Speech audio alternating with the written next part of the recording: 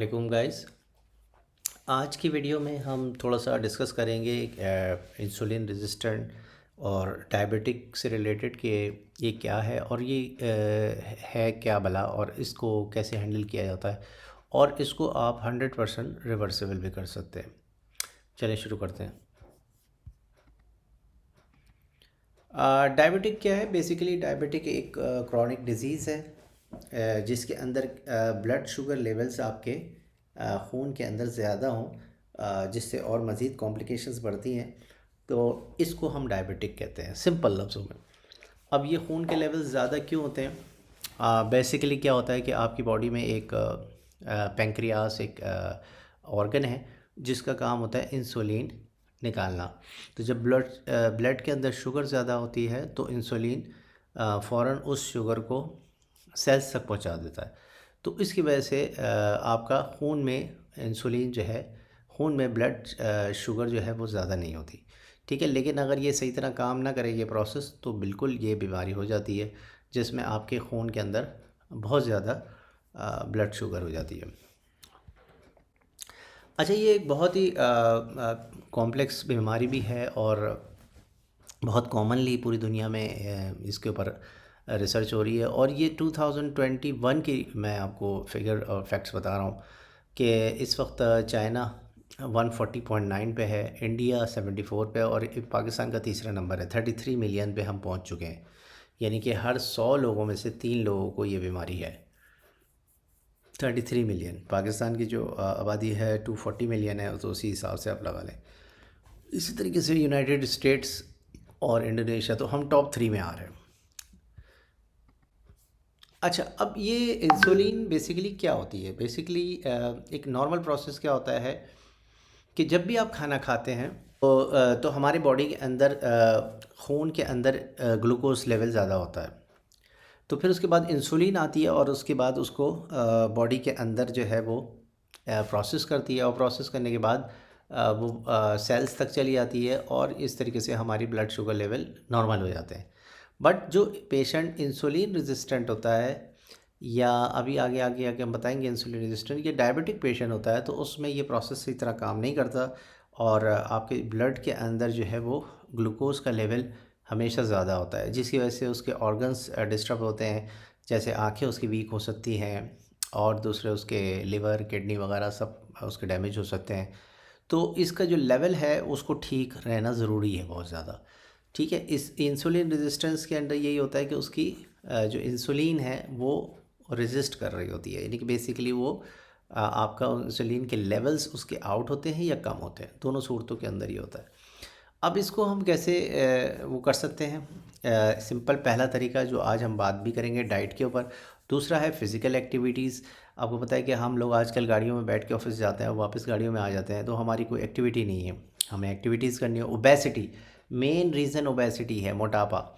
तो जो आजकल लोग जो है वो बार बार खा रहे हैं और उनका जिस्म में बहुत ज़्यादा मोटापा हो गया, तो वो भी एक वजह है। और उसके अलावा एक जेनेटिक्स भी होता है। ठीक है, बहुत रेयर केसेस में होता है।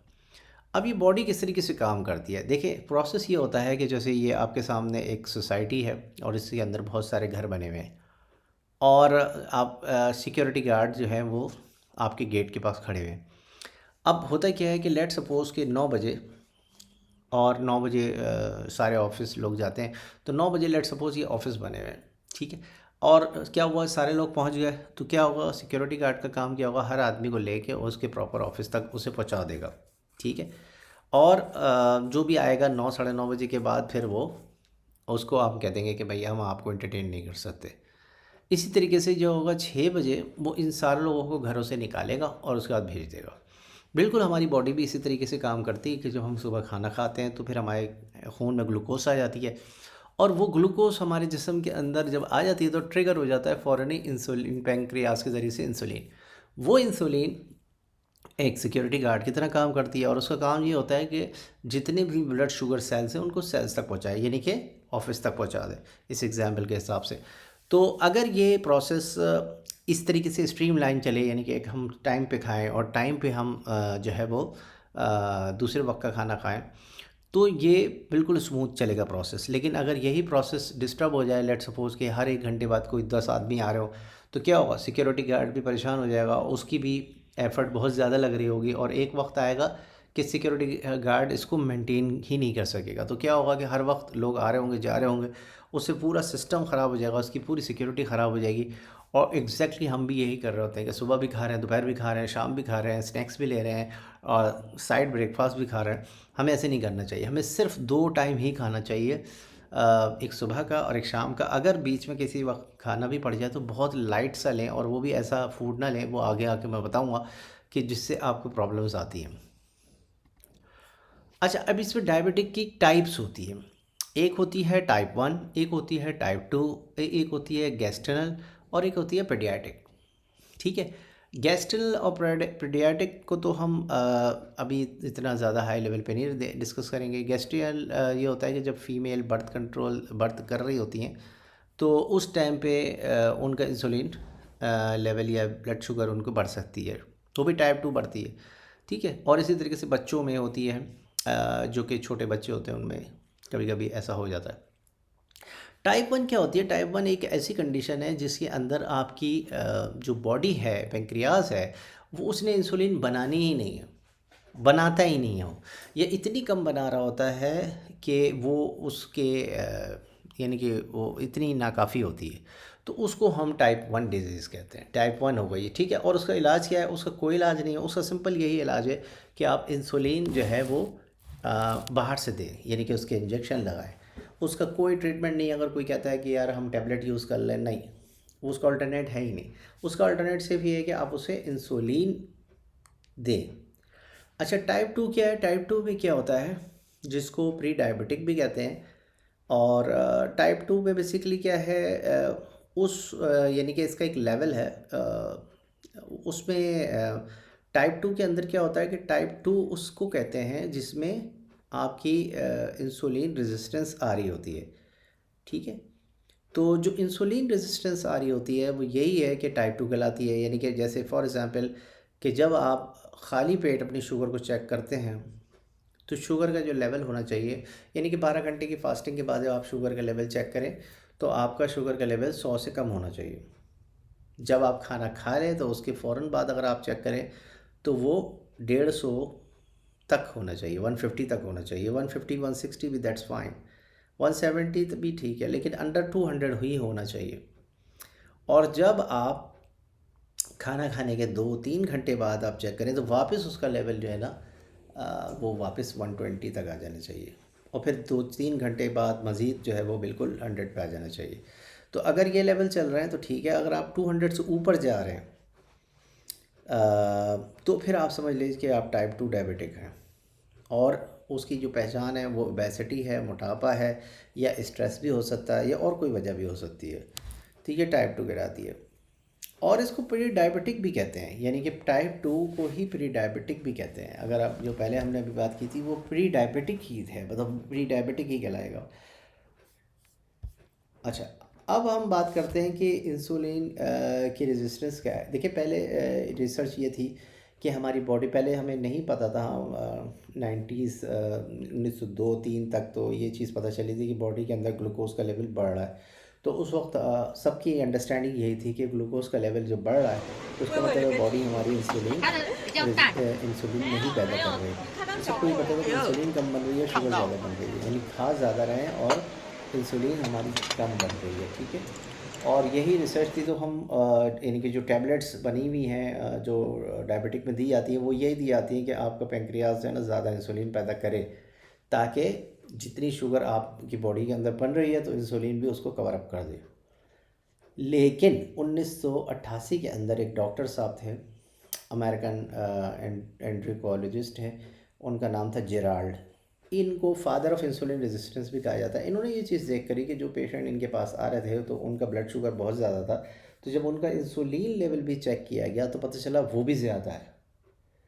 तो वहाँ पर ही एक कॉन्सेप्ट समझ में आया कि अगर ब्लड शुगर भी ज़्यादा है और इंसुलिन भी ज़्यादा है, इसका मतलब है ये प्रॉब्लम नहीं है।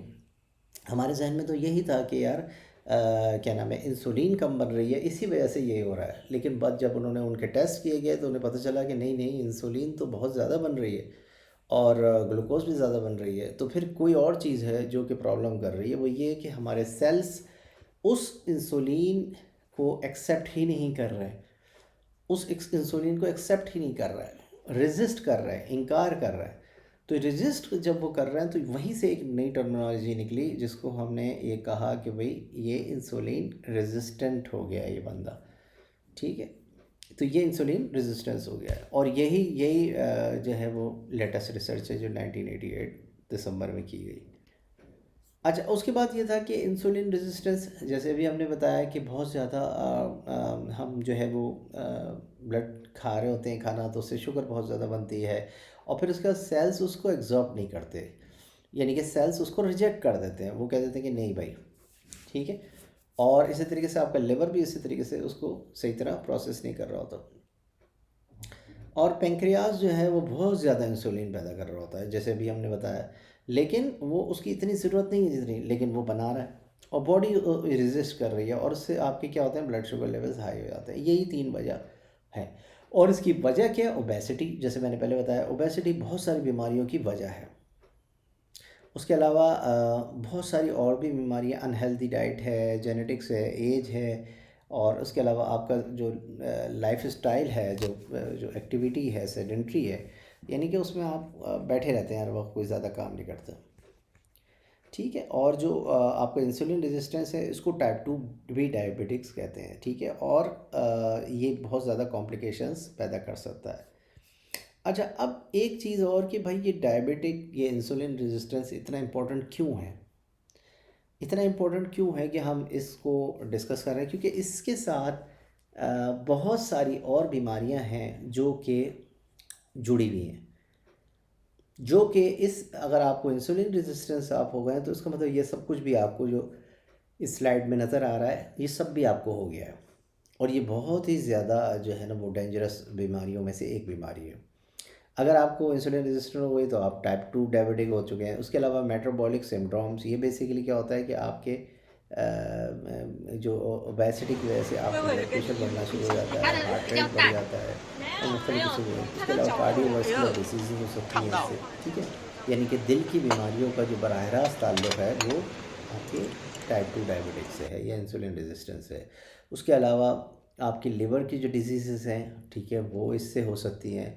उसके अलावा पेल्विक ऑर्बरी सिंड्रोम्स भी आपको हो सकते हैं। हाइपरटेंशन आपको बहुत ज़्यादा, यानी ब्लड प्रेशर आपका हाई रहेगा। आप बोलेंगे यार मैं तो नमक नहीं ले रहा, मैं तो ऐसी कोई चीज़ नहीं कर रहा, मैं एक्सरसाइज भी कर रहा हूँ, लेकिन पीछे क्या वजह होती है? Insulin resistance. आप रोटियाँ बहुत ज़्यादा खा रहे होते हैं। हम आगे बताएंगे कि क्या खाना है क्या नहीं खाना।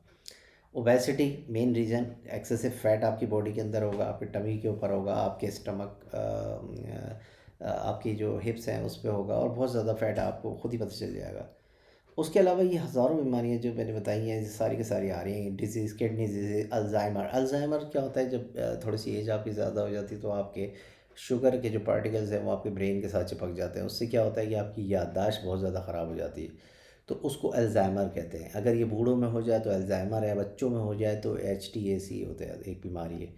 उसके अलावा पीडियाट्रिक्स है, और उसके अलावा बहुत सारी बीमारियाँ हैं जो कि डायबिटीज़ के साथ जुड़ी हुई, इंसुलिन। ये देखिए, ये मैंने ये बताया कि किस तरीके से किडनी फेलियर और रेटिनोपैथी, जिसमें आँखों का मसला होता है, टाइप 2 डायबिटिक, और उसके अलावा गैस्ट्रिकल प्रॉब्लम, कैंसर तक इसके साथ लिंक है, हाइपरटेंशन, ठीक है, obesity, high cholesterol, fatty liver, ठीक है। और ये हाई कोलेस्ट्रॉल भी किसी का अगर बहुत ज़्यादा आ रहा है तो वो यही सोच रहा होता है कि यार मैं तो कोई चिकनी चीज़ें नहीं खा रहा, लेकिन उसका इंसुलिन बढ़ा होता है। इसी तरीके से फैटी लीवर है जो कि हर बंदे को आजकल हो रहा है, जो कि बाहर के खाने खा रहा होता है, तो वो पीछे, उसके पीछे वजह यही होती है, बिकॉज है। उसके अलावा अल्जाइमर्स है, और न्यूरोपैथी है, और उसके अलावा पता नहीं कितनी सारी डिजीज़ हैं जो कि इससे लिंक्ड है।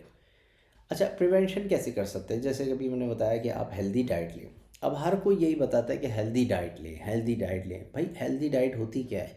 आज की वीडियो के अंदर हम बताएंगे कि यार हेल्दी डाइट है क्या और अनहेल्दी डाइट है क्या, ताकि आपको क्लियरली अंडरस्टैंड हो जाए, ओहो अच्छा ये चीज़ मुझे लेनी है, ये चीज़ मुझे नहीं लेनी, ठीक है। ये इसी तरीके से आप अपना वेट को मैनेज करेंगे, स्मोकिंग को अवॉइड करेंगे, लिमिट करेंगे अल्कोहल को अगर यूज़ कर रहे हैं तो, रेगुलर एक्सरसाइज करेंगे, बर्न करेंगे अपनी सारी की सारी कैलोरीज़ को, तो आप ये प्रिवेंट कर सकते हैं इसे आसानी से। और हर एक के ट्रीटमेंट अलग अलग है। टाइप 1 के लिए अंदर जैसे आपको मैंने बताया कि आपको सिर्फ और सिर्फ इंसुलिन लेनी पड़ेगी, और टाइप 2 के अंदर आपको लाइफस्टाइल चेंज करना है, और जो मैं बताऊंगा खाने वो यूज़ करना है। ब्लड शुगर को आपको देखते जाना है। उसके अलावा जो है वो आपने लोगों को इंडिविजुअली सपोर्ट भी करना, बताना भी है कि कैसे ये ठीक हो सकती है, रिवर्सिबल है। अच्छा, एक और चीज़ जो बड़ी इंपॉर्टेंट है जो है ये कि फास्टिंग एंड डायबिटिक। ये जो फास्टिंग है इसका बराह रास्त ताल्लुक़ जो है वो देखा गया है डायबिटिक के साथ, कि जो डायबिटिक पेशेंट है, अगर आपका वेट ज़्यादा भी है लेकिन अगर आपकी इंसुलिन प्रॉपरली सही बन रही है और इंसुलिन रेजिस्टेंट आप नहीं हैं, तो ये सिर्फ एक ही सी पॉसिबिलिटी हो सकती है कि आप फास्टिंग करें। अब फास्टिंग की जो है वो 3 टाइप्स हैं। एक इंटरमिटेड फास्टिंग कहलाती है, एक प्रोलॉन्ग फास्टिंग कहलाती है, और एक रिलीजियस फास्टिंग कहलाती है। इंटरमिटेड फास्टिंग जो है वो 8-16 कहलाती है, यानी कि 16 आवर्स की फास्टिंग और 8 आवर्स के अंदर आपने खाना खाना है। अब ये इंटरमिटेड फास्टिंग का रूल क्या है? रूल ये है कि लेट सपोज़ कर लीजिए कि दिन के 12 बजे यानी कि दोपहर को आपने पहला लंच यानी पहला खाना खाना है, और रात के 8 बजे आपने दूसरा खाना है। तो ये 8 घंटों के दरमियान में 2 मील हो गए। एक आपने 12 बजे लेना है और एक 8, लेकिन दरमियान में आपने कोई चीज़ नहीं खानी। तो ये 8 आवर्स आपका ये हो गया खाना, और बाकी जो है वो अगले दिन तक 12 बजे तक आपने कुछ नहीं खाना, वो आपकी फ़ास्टिंग कहलाएगी। तो ये कहलाती है इंटरमिटेड फास्टिंग। इसको डेली करना होता है, और ये ज़ाहिर है इतना आसान नहीं है। इसके अंदर ज़ाहिर है आपने कुछ और चीज़ नहीं खानी, सिर्फ पानी पी सकते हैं। तो ये कहलाती है इंटरमिटेड फास्टिंग। आप इसको टाइम भी चेंज कर सकते हैं। 12 नहीं, आपने 10 बजे कर लिया या 11 बजे कर लिया, तो फिर उधर से आप 2 घंटे कम कर देंगे, 1 घंटा कम कर देंगे इसी हिसाब से। प्रोलॉन्ग फास्टिंग क्या चीज़ है? जो कि क्रिश्चियंस वगैरह करते हैं, वो क्या करते हैं कि कुछ भी नहीं खाते 24 घंटे तक, और सिर्फ पानी पे गुजारा करते हैं। और रिलीजियस फास्टिंग क्या है? जो कि हम लोग कर रहे होते हैं, जिसमें हम रोज़ा रख रहे होते हैं, और जो है वो रात के 3, साढ़े 3 या 4 बजे के टाइम सहरी करते हैं, और उसके बाद फिर मगरिब के वक्त हम खोल लेते हैं। तो सबसे ज़्यादा बेनिफिट जो है वो हमें रिलीजियस फास्टिंग के मिलते हैं, जो कि जिसके अंदर आप रोज़ा रखते हैं। तो रिकमेंडेड ये है कि अगर आप सारी ज़िंदगी बचना चाहते हैं बीमारी से, तो हफ्ते में 2 दफ़ा रोज़ा रखें। रिसर्च भी ये कहती है, जो बड़े बड़े डॉक्टर्स हैं वो ये कहते हैं कि यार हफ्ते में 2 दफ़ा कर लें, या महीने में 3 दफ़ा कर लें कंटिन्यूसली। लेकिन हफ्ते में 2 दफ़ा करेंगे तो मंडे और थर्सडे कर लें। लेकिन अगर आप 3 दिन लगातार कर दें, 13, 14, 15 तारीख को चाँद की, तो वो भी बहुत बेहतरीन है। दोनों चीज़ें आप इट्स अप टू यू कि कितना आप कर सकते हैं। अच्छा, अब आपने जो स्लाइड है उसमें है चेंज फूड चेंज लाइफ। ठीक है, आप अपने फूड को चेंज करें और आपकी ज़िंदगी बदल जाएगी। अब इसमें देखिए मैंने बता दिया हेल्दी फूड क्या है। अंडे हैं, ये मिथ है कि लोग कहते हैं कि अंडे के अंदर कोलेस्ट्रॉल है। वो गुड कोलेस्ट्रॉल है, उसको हम आगे बताएंगे कि गुड कोलेस्ट्रॉल जो होता है वो HDL होता है। ठीक है, तो वो गुड कोलेस्ट्रॉल आपकी आर्टरीज़ के लिए ज़रूरी। इवन कोलेस्ट्रॉल से तो आपका पूरा दिमाग बना हुआ है, तो ये तो बहुत ज़रूरी है अंडे की जर्दी अंडे के साथ। तो आप उसे बिल्कुल अलग ना करें, उसको खाएं, वो आपके लिए फ़ायदेमंद है।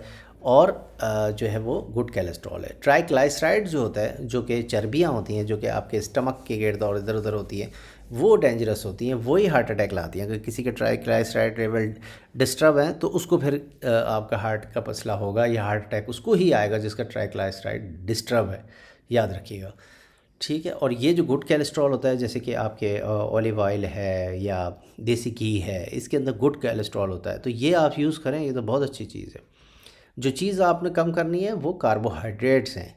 वो आगे मैं बताता हूँ कि कार्बोहाइड्रेट अगर आप कम करेंगे तो आपकी ज़िंदगी बदलना शुरू हो जाएगी। ठीक है, तो ये देखें ब्रेकफास्ट में क्या लें? अंडे लें, ड्राई फ्रूट ले लें, ओट्स ले लें, पोहा ले लें, दलिया ले लें, मूंग की दाल ले लें। इस तरीके से आप ये फ्रेश जो है फ्रूट ले लें। ठीक है, जूस वगैरह पे ना जाएं, क्योंकि वो बहुत ज़्यादा तेज़ी के साथ ब्लड शुगर स्पाइक करते हैं। और बाहर के तो जूस बिल्कुल भी यूज़ नहीं करने। जो बाहर के जितने आइटम्स हैं, जैसे कि ब्रेड है, जैसे डबल रोटी, अंडे तो आप यूज़ कर सकते हैं। उसके अलावा आप बाहर के जो बिस्किट्स हैं और जो बेकरी आइटम्स हैं, बेकरी आइटम्स तो सारे निकाल दें। इसी तरीके से योगर्ट बहुत ज़बरदस्त है, क्योंकि फर्मेंटेड होता है, ये बहुत ज़बरदस्त है। लंच में क्या लें? रोटी लें। अब नीचे मैंने इसका ऑल्टरनेट भी दिए हुए। अनहेल्दी में क्या है? नान, बिरयानी, ठीक है, ऑयल हैवी करीज़ आप खा रहे हैं, फ्राइड स्नैक्स खा रहे हैं, शुगरी ड्रिंक्स पी रहे हैं, ठीक है, ये सारा कुछ जो है वो अनहेल्दी है। ब्रेकफास्ट में पराठा पूरी खा रहे हैं, ब्रेड खा रहे हैं, जैम बटर लगा रहे हैं, समोसा कचौरी खा रहे हैं, हलवा खा रहे हैं, या शुगरी टी पी रहे हैं, ये सब जो है अनहेल्दी ब्रेकफास्ट है। और डिनर में सिंपली देख लें हेल्दी क्या है अनहेल्दी क्या है, तंदूरी चिकन, लैटिन सूप वगैरह, ये सारी चीज़ें आप यूज़ करें।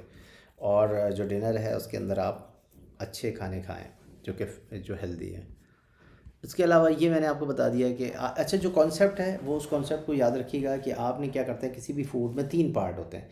एक आपके फैट होता है, एक आपका कार्बोहाइड्रेट होता है, और एक आपका प्रोटीन होता है।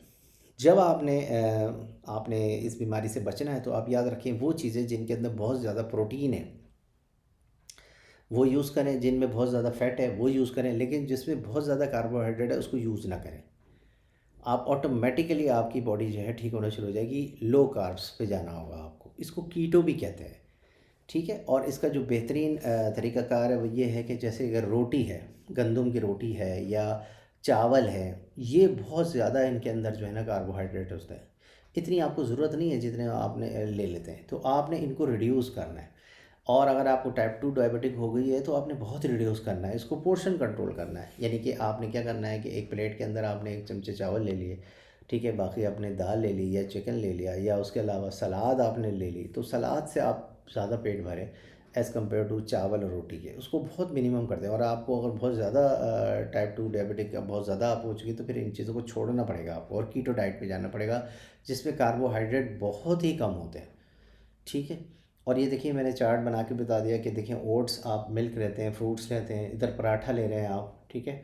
आप चाहे वो ब्राउन ब्रेड ले लें, कोई भी ले लें, कोई भी इस तरह की ब्रेड ले लें, वो सब यही होती है। ब्राउन ब्रेड कोई चीज़ नहीं है। हाँ, आप घर की बनी हुई जो देसी आटे की जो होती है वो रोटी, वो आप यूज़ कर लें, लाल आटे वाली जो होती है। तो ये सारा मैंने इसी तरीके से आपको बता दिया कि हेल्दी फूड क्या है, अनहेल्दी फूड क्या है। कार्बोहाइड्रेट बस आपने कम, देखिए पराठे में बहुत ज़्यादा है, रोटी में बहुत ज़्यादा है। रोटी अगर ले सकते हैं, नान वगैरह बिल्कुल ना यूज़ करें, उसके अंदर बहुत ज़्यादा है। उसकी जगह पे घर की रोटी पे आ जाएँ, उसकी भी क्वांटिटी को कम कर दें। सलाद से, खीरे से और गोभी से, बंद गोभी से और करमकल्ला से, इससे आप अपना पेट जो है ना वो भरें, ठीक है। उसी तरीके से लंच में क्या लें, रोटी और चपाती लें, लेकिन बहुत छोटी, और होल व्हीट वाली लें, ठीक है। नान और ये रिफाइंड वगैरह ना लें। बाज़ार के जो पराठे होते हैं वो ना लें, क्योंकि उसके अंदर जो है बहुत ज़्यादा रिफाइंड फ्लोर होता है। ब्राउन राइस अगर पॉसिबल है तो ले लें, वाइट राइस अगर अवेलेबल है तो उसकी क्वांटिटी कम कर दें, पोर्शन को कंट्रोल करें। इसी तरीके से ये है ना वो फ़िश ले लें और वेजिटेबल्स ले लें, सलाद ले लें, दाल ले लें, इस तरीके से तो आप हेल्दी रहेंगे। लेकिन उसके अल्टरनेट अगर आप समोसा पकौड़ा और ये चीज़ें लेंगे, ये सब डेंजरस है, क्योंकि ये ब्लड शुगर को बहुत तेज़ी के साथ दे जाती हैं, इनमें बहुत ज़्यादा कार्बोहाइड्रेट होते हैं, और यही आपने कार्बोहाइड्रेट को ही कम करना है जब आप इस बीमारी से बच पाएंगे। अदरवाइज़ आपने खाना भी 2 टाइम करना है, 3 टाइम से निकाल के, और खाने को भी पोर्शन कंट्रोल करना है, और आपने ये वाले खाने खाने हैं, ये नहीं खाने। सिंपली डिनर के अंदर क्या यूज़ कर सकते हैं, खिचड़ी वगैरह, तंदूरी चिकन ले लें सलाद के साथ। अब देखिए तंदूरी चिकन में सलाद लिखा है, इस पर कहीं रोटी नहीं लिखी हुई, ठीक है। लैंटेन दालें ले लें, सब्जियां ले लें, वेजिटेबल सूप ले लें, इसमें कहीं नहीं लिखा हुआ कि रोटी के साथ लें। खिचड़ी है, ठीक है, तो ये आप राइस के साथ ले लें, लेकिन राइस बहुत थोड़े लेने हैं फिर, अगर वाइट है। ब्राउन है तो आप सही खा सकते हैं, ठीक है। तो ये इस चीज़ को आपने देखना है कि यार कौन सी हेल्दी है, कौन सा अनहेल्दी है। इसी तरीके से आपको ये चीज़ें आपने फ़ौरन अपनी ज़िंदगी में चेंज कर लें। Cooking oil, number 1 cooking oil है। देखिए जो कुकिंग ऑयल हम बाज़ार में यूज़ करते हैं, रिफाइंड कुकिंग ऑयल्स होते हैं, ठीक है, उसमें ओमेगा 6 होता है। जैसे कि आपकी ये डालडा वालडा, ये सनफ्लावर, और पता नहीं कौन कौन सी ईवा, और ये सारी कंपनियों के सारे रिफाइंड कुकिंग ऑयल हैं, इनमें ओमेगा 6 होती है। ये आपकी इन्फ्लेमेशन करते हैं और आपकी जो है आपकी आर्टरीज़ को ब्लॉक करते हैं।